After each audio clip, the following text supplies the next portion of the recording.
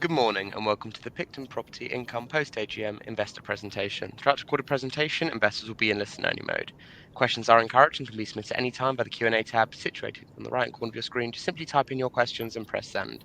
The company may not be in a position to answer every question it receives in the meeting itself. However, the company can review all the questions submitted today and publish responses where it is appropriate to do so. Before we begin, I'd like to submit the following poll. I'd now like to hand you over to Lena Wilson, Chair. Good morning. Thank you, Alessandro, and good morning, everyone. As Alessandro said, I'm Lena Wilson, and I'm Chair of PICTON, and I'm absolutely delighted that you've joined us today.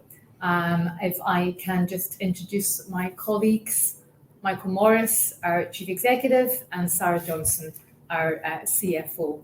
And Sarah has just joined us. Sarah, we're delighted to have you on board, so thank you very much. You will see that the results to the 31st of March were released at the end of May. We've just held our AGM following those results, and following this presentation today, we also have a board meeting. Our assets are valued externally every quarter, so our NAV and dividend announcements are both expected tomorrow. Because of that, Michael and Sarah will be presenting a review of last year mostly, but with as much real-time information and updates as we can. And with that, we'll be having a presentation, then taking your questions, but I'll hand over to Michael. Thank you, Lena. Thank you to everyone who's joined us. I'm sure there are many existing PICTON shareholders, but hopefully some people that are new to PICTON. So just by way of background, we were established 19 years ago. We're listed on the main market. We invest in the core commercial sectors, a diversified portfolio focused on income, but nevertheless aiming to be one of the consistently best performing diversified UK REITs. Over the long run, we've delivered property level outperformance against MSCI. We have a fully aligned management structure. We have long-term fixed rate financing. And as a business, we are looking to be net zero carbon by 2040. Just a snapshot as at March, which was when the portfolio was last valued. Nearly £750 million property portfolio, 50 assets, a really diverse occupier base, 400 occupiers within the portfolio that deliver the rents that drive the income in the business. As at March, we had 91% occupancy, and the yield profile of the portfolio was a 5% initial, rising to over 7% once fully leased. So some real embedded income upside potential within the portfolio, and we'll talk about that shortly. Nearly 60% of the portfolio is in industrial warehouse and logistics, and that is biased towards London and the southeast. 30% of the portfolio is in offices, although we will talk about the steps we've been taking to reduce that office exposure and indeed reposition some of our office assets for alternative uses to bring that weighting down. And then 11% of the portfolio is in retail, but specifically nearly 60% of that is in retail warehousing. So that's predominantly out of town stores in the UK. So if I hand over to Sarah, she can introduce the annual results for last year. Thank you, Michael. Thank you, Lena. And I'm delighted to be presenting the annual results for the year ending the 31st of March 2024. As Lena mentioned, our results were announced back in May, and the context of the summary today will really focus on a high-level view of those results, and the detail can be found in the appendices to the presentation and also on our website. So my slides will focus on the key messages within the annual report, along with a couple of slides on our capital structure and our reversion and earnings growth going forward. So turning to this slide sets out the three key messages which we focused on in our annual report.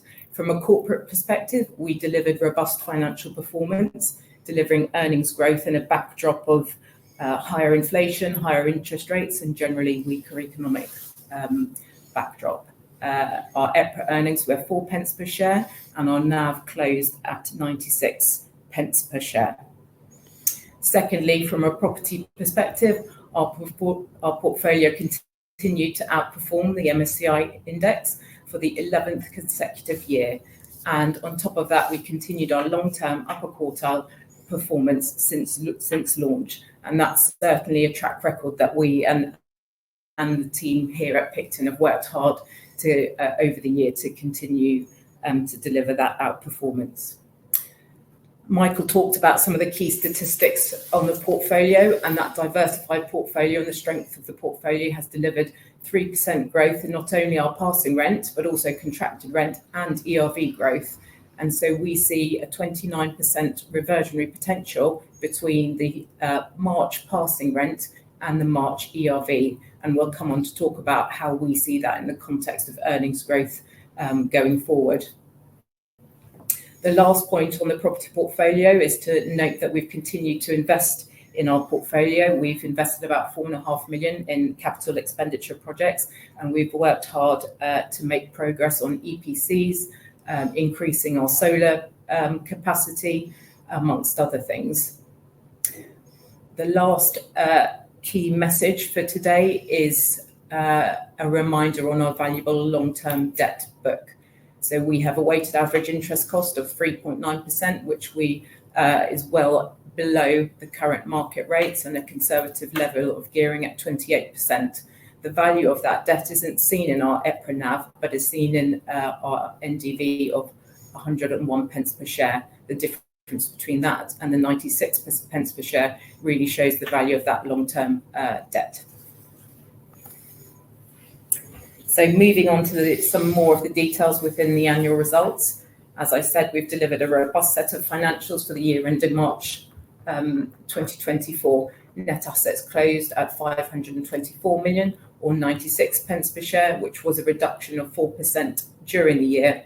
But we saw stable net asset values over the final quarter between the 1st of January 2024 and the 31st of March 2024. Our EPRA earnings were 21.7 million for the year, or 4 pence per share, which was an increase of 2% in the year. There's a bridge in the appendices which shows the key driver of that increase, but the key message around that is really the growth in the underlying net rental income from the underlying portfolio. The net rental income grew by 4.5% per year, and the main driver for that was seen within the industrial sector and assets within the portfolio.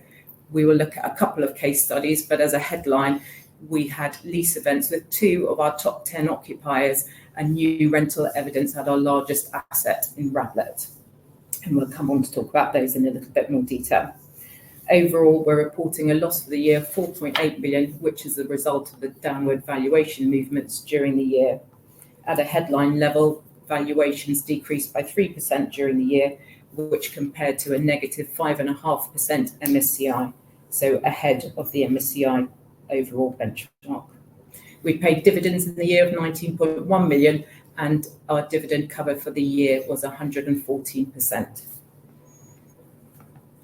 Moving on to our debt book. As I mentioned on the first slide, there's a significant amount of value within PICTON and within its debt book. Firstly, we have a conservative level of gearing. It was 28% at the end of March and has since reduced further from that post-year end, and we'll comment on the reasons for that later in the presentation. We have locked in fixed rate debt and a weighted average interest cost of 3.9%, which is clearly well below the current market interest rates. And in addition to that, we have long-dated debt with maturities in excess of 7 years, so no refinancing risks or exposure to volatility in interest rates looking into the medium term. The table at the bottom just captures the key lenders within the portfolio. Certainly, Michael and I have met with those lenders recently. They continue to be supportive of PICTON and of the assets. We've remained covenant compliant and met all the scheduled debt repayments. So moving on to a slide looking forward at the drivers for earnings growth. If we step back and think about PICTON's drivers for earnings, I've talked about the capital structure and the debt, and that's fixed.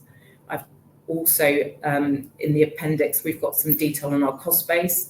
We are internally managed, which means our cost base isn't exposed to variations or movements in the net asset values or the gross asset values. So we have good visibility on our cost base because of that internally managed structure and also the fixed rate of debt.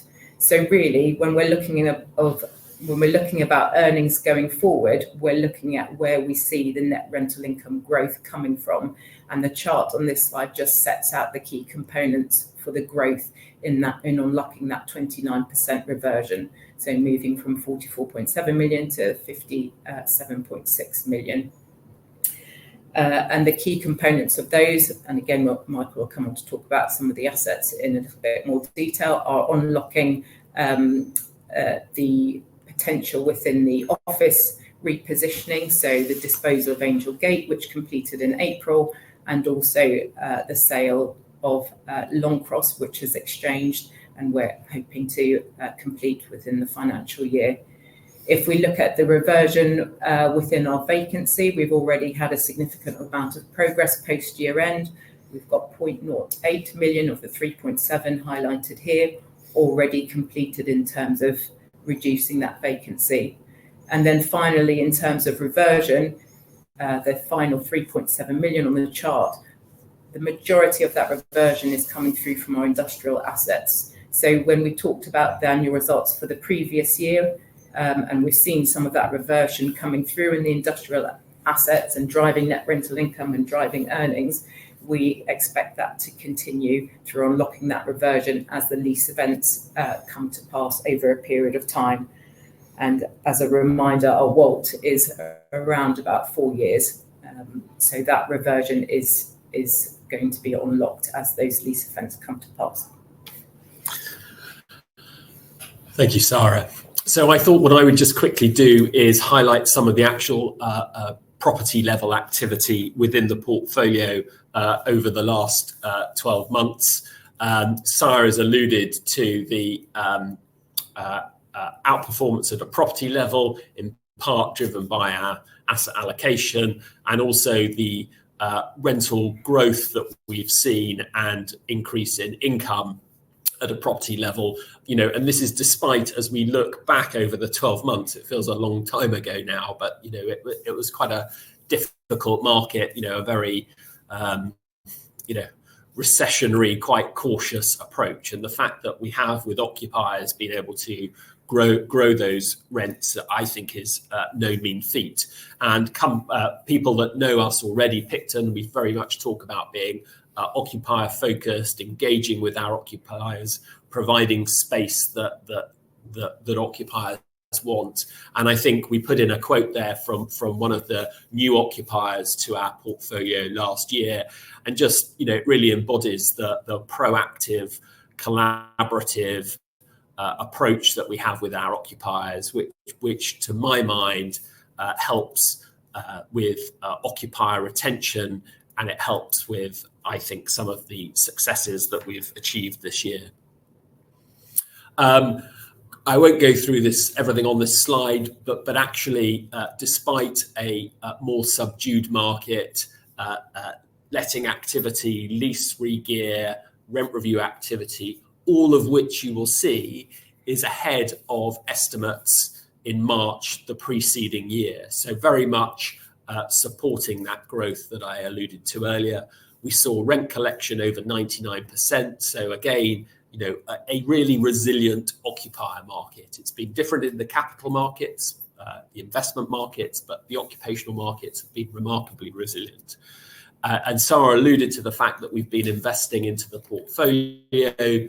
It's something that we have done from the start. I think it's really important that your portfolio remains relevant. We've used the expression future-proofing, but I think actually ensuring that your assets meet current occupational demand is key. And actually, we've put some examples across each of the sectors where we've had activity, be it lease renewals, rent reviews, and the vast majority of those have been ahead of ERV, which again, I think is really encouraging. In the industrial portfolio, this is now nearly 60% of our entire business. We saw quite a significant increase in passing rent. This is driven by the highly reversionary nature of our portfolio, and uplifts on pretty much every lease event that we were dealing with. We've put two examples there on two schemes. We've got one in Grantham in the Midlands, one in Harlow, which is southeast UK, and you can see the scale of some of those increases, circa 40% increases on rent reviews or lease re-gears. And, I think that is, just evidence of us capturing that reversionary potential in the portfolio. And at the same time, we're clearly looking to extend leases as well, and that improves the overall quality of income as opposed to just the quantum. We've touched on repositioning some of our office assets. It's very clear that the office sector has seen a more marked repricing than both industrial or retail in the last 24 months. There's a definite polarization in the marketplace between assets that are no longer fit for purpose and need to be repositioned, and those that are of higher quality and are maintaining occupancy. So we very much believe that we've got a good quality office portfolio. We've got occupancy overall of 85%. 86% of our office assets are rated A to C from an EPC perspective, but we do have assets that we think we can unlock higher value for by looking at alternative uses. And predominantly those uses are what I'm going to call living uses. So be that straightforward residential, be it student accommodation, hotel is another one, depending on location. But that's what we're doing on very specific assets, and assets that either are void now or might have a future void. But it's not something that we're looking to do across the whole portfolio, because, as I say, good quality assets with high occupancy. The other thing to point out is that office assets generally have a lower valuation and rating per square foot than retail, and we saw quite significant value destruction in the retail sector over the last decade as pricing has reduced from a very high rate per square foot to where it is now. Offices come off a much, much lower base and are easier to repurpose, and that's why we've started to see, we think, a flaw in some of the market pricing as these residual values are hit. In terms of future-proofing our portfolio, it's very much around meeting occupational needs, what occupiers want. Occupiers, on the whole, want greener, more efficient buildings, so that's something that we are very focused on, and clearly timing that capital expenditure with lease events. So making sure when or if buildings come back, that's when we upgrade them to give us the best possible chance of leasing and indeed attracting enhanced rentals. We're also doing things like ensuring we've got green lease clauses with our occupiers, and it's also about running buildings efficiently as well, because you can have an efficient building, but if it's not run efficiently, it's less impactful. So engagement with occupiers is key. And again, a couple of examples here, one on an office asset where we've restructured and extended the lease with an occupier, but as part of that transaction, we've put solar on the roof. So again, created an EPC A-rated building through just really some quite simple but yet pragmatic measures. And in Warrington, again, when a unit came back, we've removed the gas, we've installed solar, and that enhances that building and enabled a reletting very quickly after that project.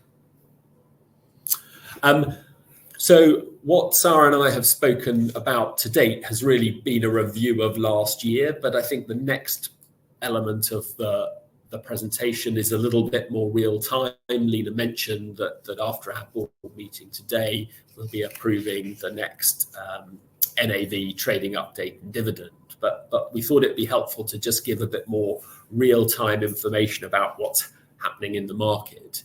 So I mean, we have seen changes. The market is always changing, but I think the headlines are, clearly interest rates have affected the property market, but there is in my view, a sense of optimism returning in 2024 that maybe the bulk of the repricing that we've seen over the last year to 18 months has worked through.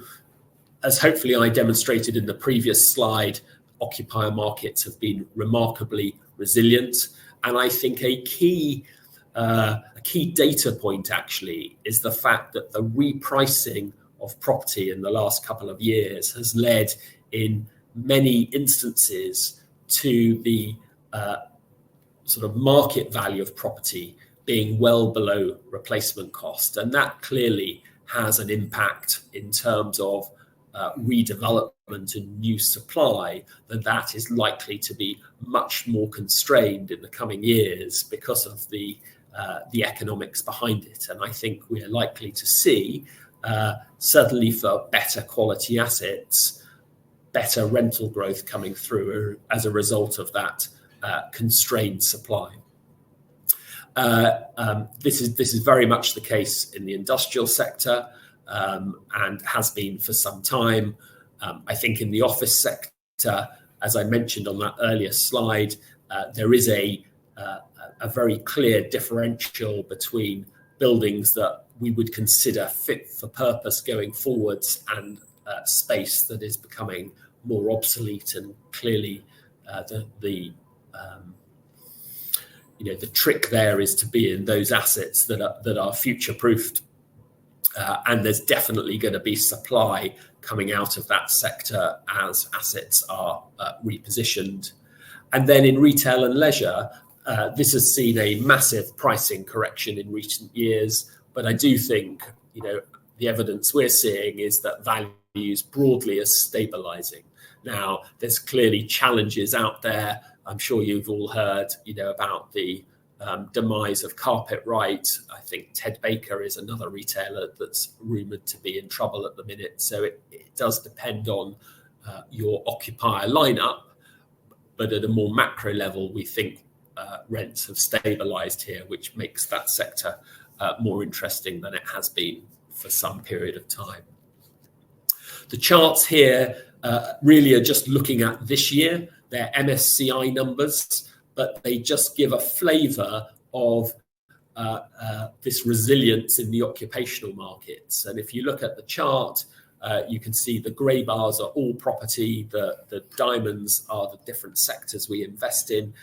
But pretty much across all sectors this year, we've seen positive rental growth. It's not been strong, but nevertheless, positive rental growth across all sectors in the 6 months. And I think that improved picture that we see here does reflect that optimism that not only I mentioned about in the real estate sector, but actually with some of our occupiers as well and in the businesses they're in. The capital markets have been a little bit more challenging. Undoubtedly, liquidity is less than it has been, although probably improving this year relative to last. We've seen the chart again shows you the stabilization in retail and industrial values. That's the top of the chart. Offices still showing some weakness on capital values, but even that is trending to a baseline. And I think actually, if valued correctly, we're starting to see some stability in that sector as well. Clearly, very dependent upon occupational terms and asset quality. But I think, from our perspective, we sense that, if we're not near the bottom of that repricing, we're very, very close.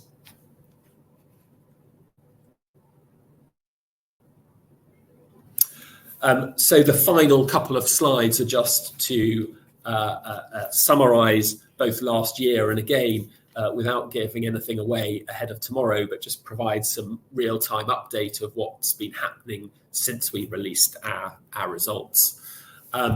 Hopefully, we've demonstrated the reversion in the portfolio, our ability to unlock that reversion and create value through the asset management that we've been doing across the portfolio. The business is in a good place. Our long-term debt structure is hugely valuable in the current climate and gives us real confidence about the future and in terms of our earnings, because there's no disruption through any refinancing. We think the ability of PICTON to evolve and adapt as market conditions in the real estate sector change is coming to the fore, and some of the work that we've been doing in the office sector, I think, will start to show fruits in this next financial year. We're widely aware, though, that the listed real estate market has certainly been quite challenged over the last 12 months or so. Discounts remain more generally prevalent in the listed space. But we do sense that is changing. I think in terms of our own roadshow experience that Sarah and I have been doing in the weeks and months following our release of our results has definitely been well received. Certainly, we've seen some good traction with the share price and our discount narrowing. But equally, as a business, we recognise that we need to remain relevant to shareholders. Scale is important, and particularly with our internalised structure, if we can grow and in the right way, that should deliver additional earnings growth for shareholders. And then finally, just in terms of what's been happening since March, well, actually, we've managed to improve occupancy across the portfolio. In part, that's been driven by leasing activity, but also the sale of one of our void office assets ahead of the March valuation. We've got planning permission at another one of our office assets that we're looking to reposition, and on Cardiff, where we had exchanged contracts in the last financial year, the buyer has, in the last few weeks, formally submitted planning for their student scheme there. So good progress on the key alternative use repositioning that's been happening. In terms of our debt, Sarah mentioned the numbers at March, but looking at it on a pro forma basis, having repaid the RCF, the LTV has dropped to 25%, and also all of our debt is fully fixed, no floating rate debt in the business. Good leasing activity, rents ahead of ERV. We announced recently a number of transactions, including offices that we've leased in Bristol to an occupier that's expanding, lettings in Warrington and Bracknell, again, supportive of valuations and/or ERV growth. And then finally, in April, but effective in May of this year, we announced a dividend increase. And I think that's on the back of the work that was done last year, the good level of cover that we showed, but also some of the progress that we've made in the first quarter of this year. And obviously, we've mentioned previously about the desire to run the business with a fully covered dividend. So lots, I think, of good data points there and progress in the portfolio that certainly gives us confidence, but hopefully should be comforting to investors also. So I think I'm going to end there and happy to take questions. Great. Thank you, Michael, and thank you, Sarah. We have a number of pre-submitted questions and then questions that have been coming in live. I can already see there's quite a lot of theming of the questions. So if I don't specifically, read out the exact words of your question, please allow me just to bear with me when I theme some of them together, because we do want to get through all of the questions.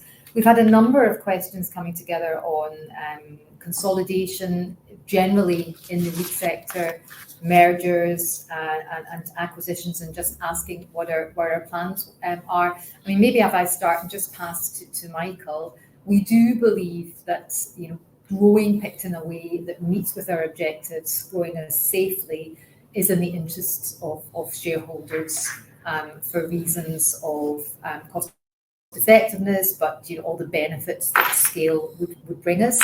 And with our advisors, we do continue to actively look at opportunities. So it does form quite a key part of the board discussions. And Michael, you did talk about post-roadshow and some of the reaction, but did you want to add anything to that? Generally, we've had a number of questions coming together.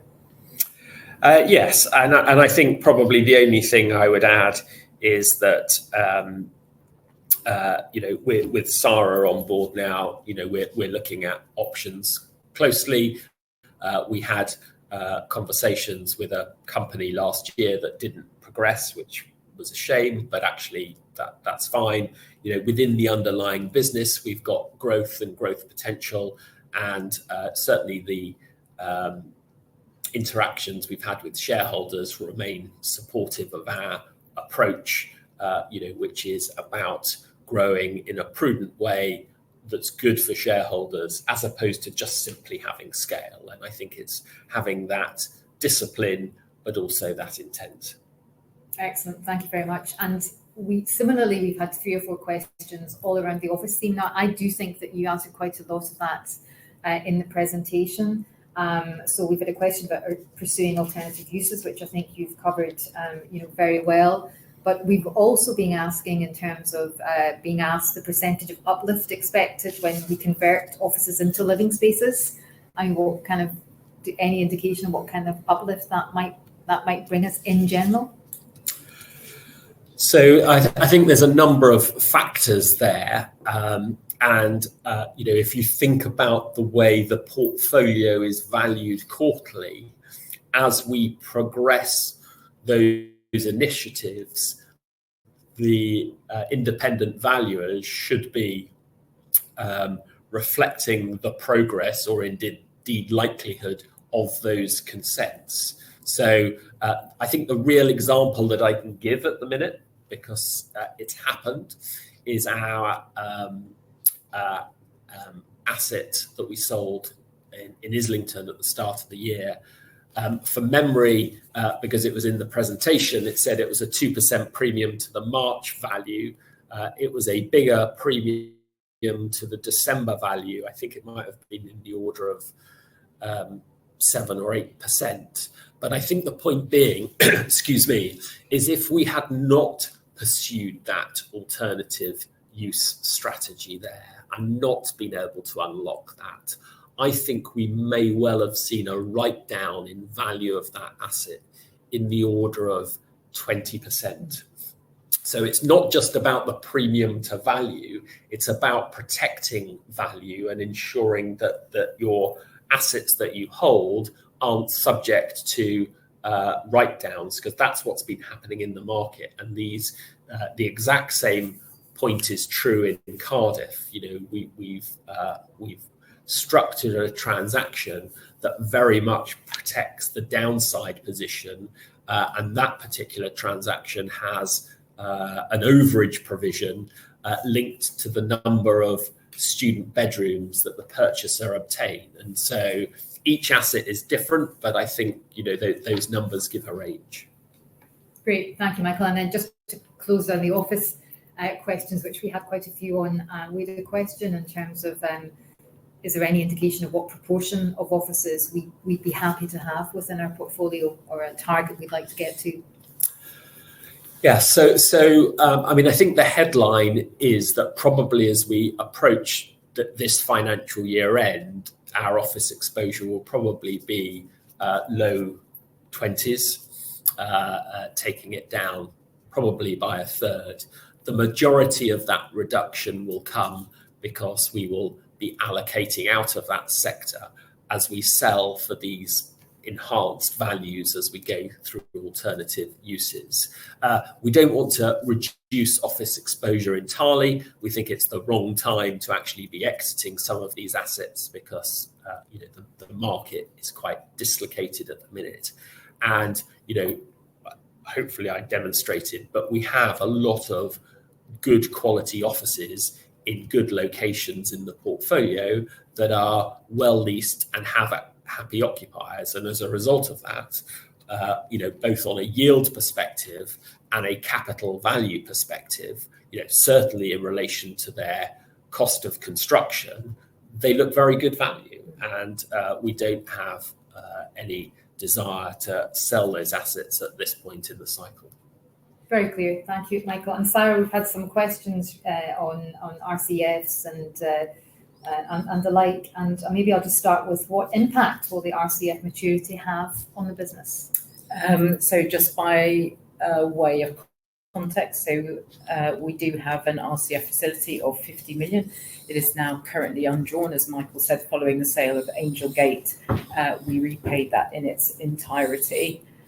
So we're not reliant on that RCF in terms of any working capital going forward, and we do have surplus cash within the business to fund the capital projects that we have outlined in the short term. I think, having said that, we've spoken to NatWest, who remain supportive of us, and we do see value in an RCF in terms of the flexibility that it provides for CapEx and other capital projects. So it's something that we will be working on and working through to define the quantum and that refinancing next year. But in terms of a direct impact, I think it's fair to say that it will have very little impact, as we're not expecting to draw it, and it is at current market rates. Thanks, Sarah. And then a question that's come in during the presentation: when do your interest rate hedges mature? So we actually don't have separate interest rate hedges per se. We have fixed rate loans with Canada Life and Aviva, and the maturities of those are July 31 and July 32. So those are effectively when those loans will be repayable and that fixed rate will end. So over 7 years. Okay, thank you, Sarah. And then and finally on debt, just for clarification, a question has come in. Did you suggest debt is likely to be reduced in the future? Why is that, if the cost of debt at 3.9% would seem to be healthy? So perhaps the point of reducing debt is referencing the position as at the end of March. So between the end of March and as of today, we have reduced the level of debt, which has been the repayment of the RCF. So we're now in a position where we've repaid our fixed, our floating rate expensive debt, which was costing just under 7%. There are no plans to further actively repay any of that fixed rate debt. There are some amortization payments which are scheduled under the existing loans, but there is no plan to repay those fixed term loans. As investor rightly points out, those are at attractive rates, which so we intend to keep those. Indeed. Thanks for the clarification. Michael, on the kind of opportunity side of following on from the scale question, we've had a question come in during the presentation. Could you tell us about the extent of any institutional and open-ended funds overhang of property awaiting sale? What opportunities might this provide to PICTON? So, there is still a market that I think has limited or reduced liquidity, and there are definitely opportunities. I suppose it's a little frustrating for Picton that we don't have a war chest at the minute, because I think it would be something that we could use effectively. We've certainly seen some funds looking to wind up and go into runoff, and undoubtedly there are still generally a theme of redemptions from open-ended vehicles. And we're also seeing, I think it's fair to say, some disposals that are being driven by, dare I say it, sort of lender need, i.e., companies that perhaps have, even if they've not over leveraged in the previous cycle, but just the changing cost of debt has meant that it's difficult to refinance, so they're looking to sell. So I think the headline is that there are opportunities there.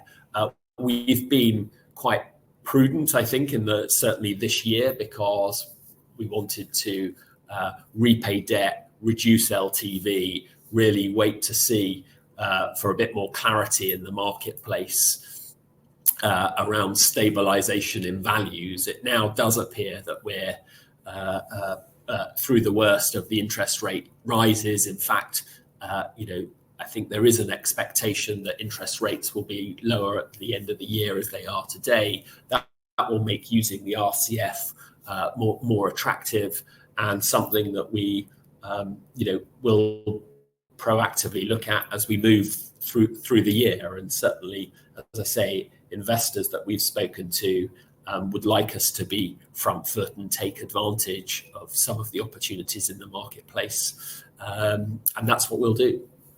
Thank you. And the other side of that coin, we've had a question come in during the presentation in terms of properties that we might have for sale in the open markets, and if so, could we give details on any of them? Yes, I mean, I can't give specifics, but I think that the key focus of the, dare I say it, Picton disposal programme is entirely, at the minute, skewed to low-yielding assets in the office sector that we are repositioning for higher value alternative use. So that's clearly going to generate receipts. It already has, but there are more planned, and it's that capital that we can look to redeploy into assets that we think have both better income characteristics, but also upside, using the skills that we have in terms of asset management and value creation. Thank you. A couple of questions in terms of coming around the narrowing of the discount and our plans, and maybe just from the board perspective, we continually evaluate options to create value, as Michael and Sarah have said. We do think there's more to come in unlocking the reversion to drive incomes and earnings growth, but any other thoughts on that, Michael? Yeah, I mean, clearly, discounts have been prevalent in the real estate sector. Much has been spoken about sort of, London and the equity markets, and, Picton has been caught up in that. But equally, I think, there's been, or maybe 12 months ago, there was concern about perhaps some of our office assets, and indeed whether the Picton dividend really was high enough to reflect, base rates and alternatives elsewhere. I think a combination of stabilization in the market, the fact that we've been able to demonstrate recycling of capital of those offices, repayment of debt, reduction in costs, increase in dividend. There's lots of milestones, I think, there that are reassuring, and we're also very mindful of the fact that we need to be promoting Picton and promoting the real estate sector, actually. And, at this particular point in the cycle, some of the advantages that it has, and I think the traction that we've had in recent months, not that we're complacent in any shape or form, but I think it is encouraging, and hopefully will continue that trend. As I said, we've certainly seen quite a marked narrowing of our discount in the last sort of 6 to 8 weeks, and I can't believe it's one thing, but we have to work hard on multiple fronts to get the rating back to where we'd like it to be. We do, and that's very much a key focus for the board in terms of our obligations and the interests of our existing shareholders, and the excellent work that the team are doing on the roadshows, and the interest from a widening investor base and new investors, which I think can only be good for us as we move forward. Sorry, Michael, did you want to say something there? No. I think we've really covered all of the topics in terms of all the pre-submitted questions that I've been ticking off, and we have covered all of the live questions that have come in during the presentation. So I'll pause just to see if anyone wants to do any last minute typing. No? Okay. Perfect. Lena, Michael, Sarah, thank you very much for answering those questions you can from investors. Of course, the company can review all the questions submitted today, and we'll publish those responses on the Investor Meet Company platform. But just before redirecting investors to provide you with their feedback, which I know is particularly important to the company, Michael, I was just wondering if I could ask you for a few closing comments. Well, firstly, just to thank everyone for their time and listening today, and the questions submitted. It's really great to engage with shareholders and get their thoughts and feedback, and that comes through in the types of questions that are asked. As Lena mentioned at the start, we will be providing a trading update to the market tomorrow, so that's real-time news, if that makes sense. So we look forward to doing that, and yes, we thank you all, and have a good day, everyone. Thank you very much. Thank you. Thank you. Perfect. Thank you for updating investors today. Could I please ask investors not to close the session, as you'll now be automatically redirected to provide your feedback in order that the management team can better understand your views and expectations. This will then take a few moments to complete, and I'm sure will be greatly valued by the company. On behalf of the management team of PICTON Property Income, we'd like to thank you for attending today's presentation, and good morning to you all.